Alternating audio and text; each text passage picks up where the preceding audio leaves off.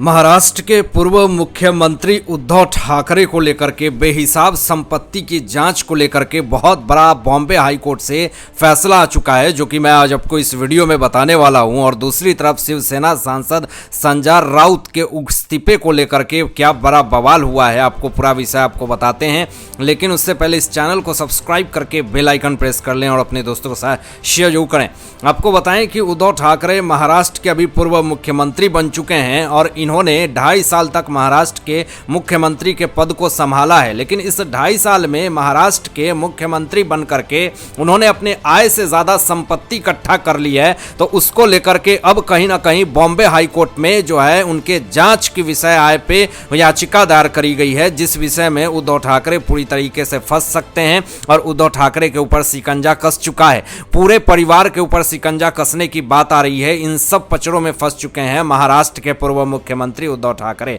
आपको बता दें कि यहां पे गौरी भीरे जो हैं और उनके पिता ने बॉम्बे हाईकोर्ट में याचिका दायर करी है महाराष्ट्र के पूर्व मुख्यमंत्री उद्धव ठाकरे को लेकर के, क्योंकि इन्होंने आय से ज्यादा संपत्ति इकट्ठा कर ली है। और यहां पे गौरी भीरे ने बॉम्बे हाईकोर्ट में ये याचिका दायर में साफ तौर पे ये बात कही कि कैसे महाराष्ट्र के पूर्व मुख्यमंत्री उद्धव ठाकरे ने 2.5 साल में आय से ज्यादा संपत्ति इकट्ठी कर ली और उनका सोर्स ऑफ इनकम क्या है, ये तमाम चीजें गौरी भीरे ने बॉम्बे हाई कोर्ट में यहां पे जांच की मांग कर दी है। उद्धव ठाकरे के बेहिसाब संपत्ति की जांच की मांग की है और याचिका दायर करके पूरी तरीके से उनके पूरे परिवार पे जांच की मांग कर दी है। अब इन सब पचड़ों में फंसने के बाद अब महाराष्ट्र के पूर्व मुख्यमंत्री उद्धव ठाकरे ने सिर पकड़ लिया है। आपको बता दें कि जब वो महाराष्ट्र के मुख्यमंत्री थे तो उस वक्त महाराष्ट्र में अनिल देशमुख जैसे बहुत सारे वसूली गैंग काम कर रहे थे और महाराष्ट्र में बहुत सारे लोग जो हैं वो घटिया नीति से पैसे कमा रहे थे। इन सब चीजों में जब महाराष्ट्र की जनता ने उद्धव ठाकरे के खिलाफ आवाज उठाया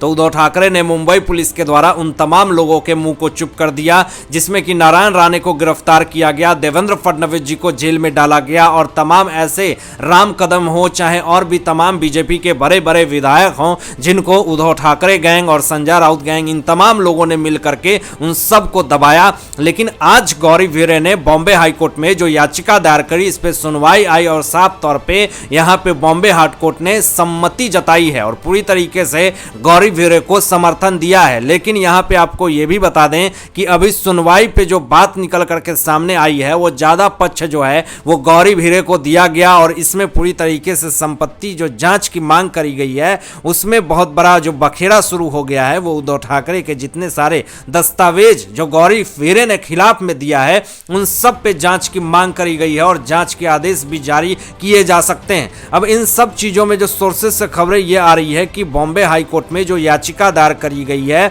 गौरी भीरे की तरफ से बेहिसाब संपत्ति को जब्त किया जा सकता है और इससे कहीं ना कहीं उद्धव ठाकरे गैंग और पूरी तरीके से राउत गैंग जो है वो अपना सिर पकड़ के बैठी हुई है। अगर बॉम्बे हाई कोर्ट की तरफ से उनकी बेहिसाब संपत्ति को जब्त कर दी जाती है तो अभी मध्यावधि चुनाव, बीएमसी चुनाव और 2024 में जो इलेक्शन होने वाला है उसमें साफ तौर पे उद्धव ठाकरे गैंग पूरी तरीके से हार जाएगी और कहीं ना कहीं मुंह दिखाने लायक नहीं रहेगी। और आपको बता दें कि किस तरीके से महाराष्ट्र के जो खेला हो गया और जिस तरीके से रातों रात सरकार पलट गई, ऐसा उन्होंने सोचा नहीं था कि महाराष्ट्र में इस तरह का खेला हो जाएगा और मैं रातों रात मुख्यमंत्री के पद से इस्तीफा दे दूंगा। लेकिन इधर जो है शिवसेना सांसद जिनके ऊपर आरोप ये लगा हुआ है शिवसेना को खत्म करने का और संजय राउत पूरी तरीके से इनके ऊपर पात्रा चौल स्कैम मामले में भी आरोप लगा हुआ है और उसके लिए वो जेल के सलाखों के पीछे 103 दिन तक जेल में गुजार करके बाहर आए हैं। तो जो बयानबाजी दे रहे हैं वो साफ तौर पे पता चल रहा है कि 103 दिन का फ्रस्ट्रेशन जो है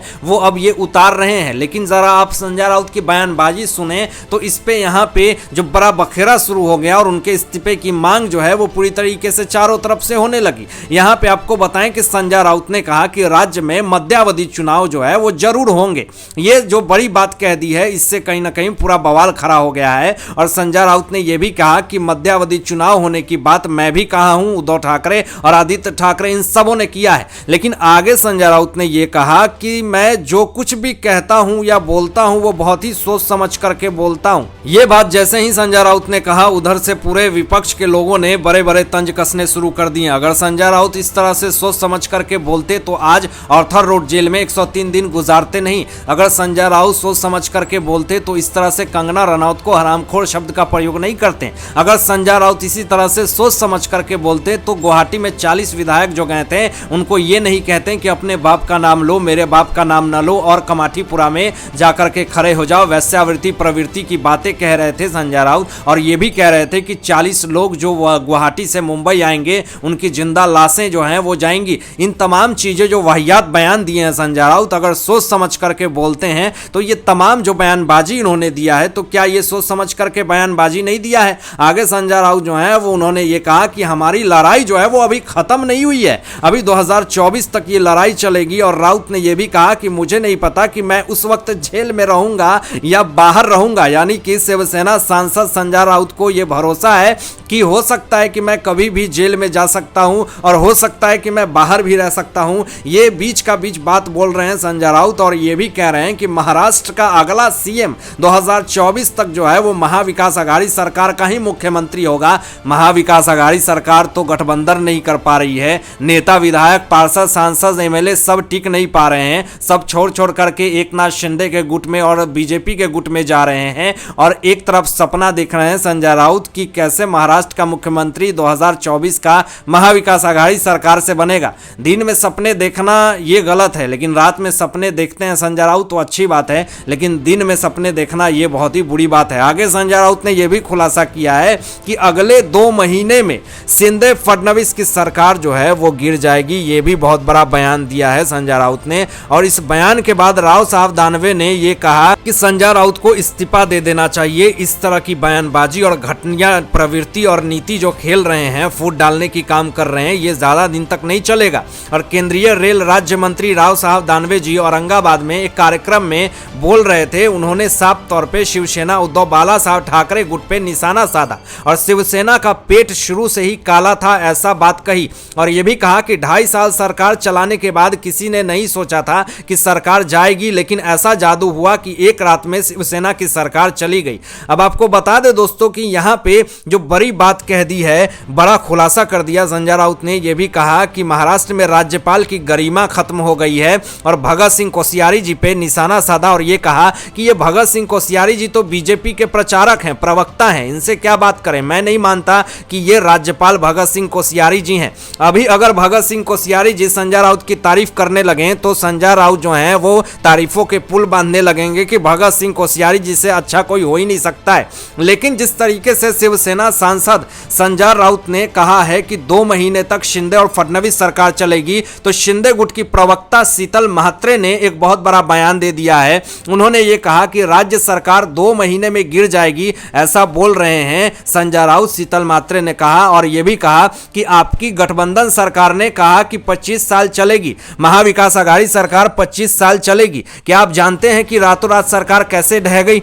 आप खुद अपनी सरकार को नहीं बचा पाए, आप क्या भविष्यवाणी करेंगे कि शिंदे और फडणवीस की सरकार जो है वो 2 महीने में गिर जाएगी? पहले आप अपनी सरकार को बचाएं और इस तरह की बयानबाजी करना बंद करें।